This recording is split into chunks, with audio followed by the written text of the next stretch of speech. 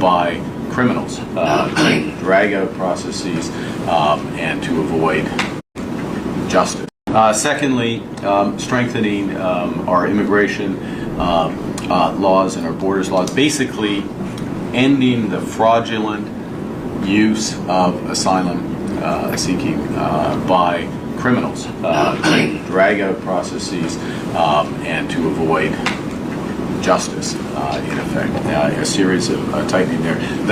Those measures are now in the Senate. Again, we need to see them pass.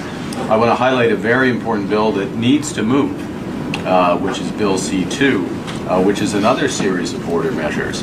But one of the core things that it includes is something called lawful access. Now, lawful access is through the courts, getting a warrant, but being able to access messaging between suspected criminals.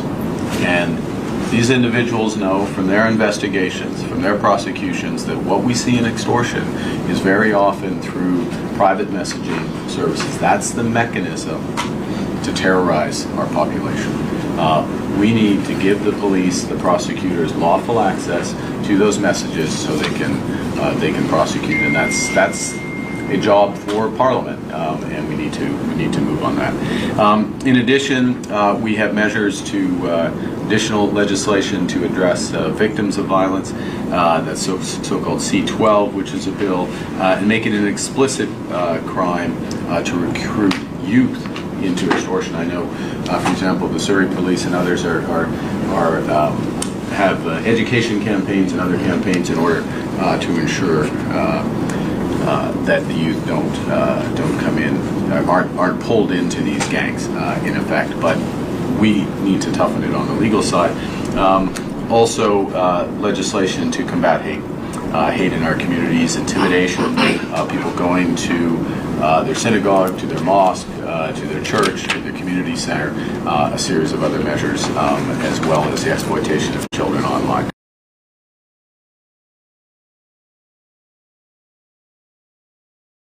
Secondly, strengthening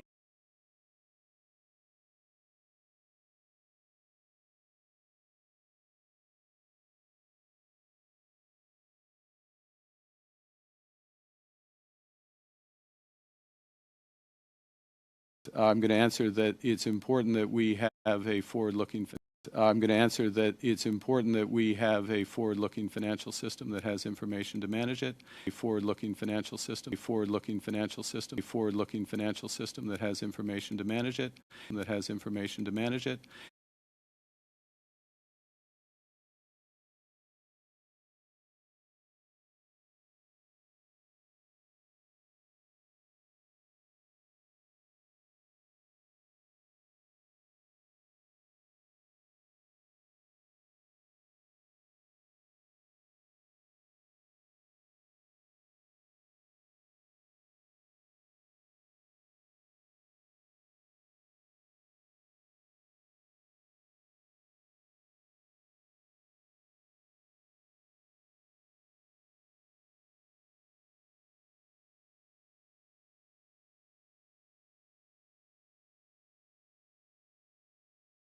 About 6G earlier, which is around 2030. I would say that by then, definitely the smartphone as we know it today will not anymore be the usual kind of the most common interface. Wow. Many of these things will be built directly into our bodies. About 6.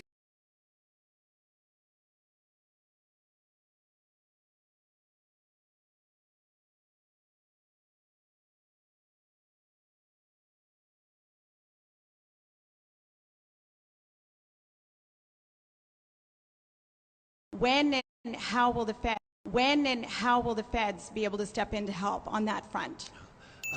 Certainly. I think we're all aware that a Prime Minister showing up in Fort McMurray when firefighters are busy trying to contain a massive raging wildfire is not a particularly helpful thing. The best thing I can do right now is make sure that our operations centre and indeed the lines of communication with the folks on the ground and the folks in Alberta are as robust, instant and effective as possible.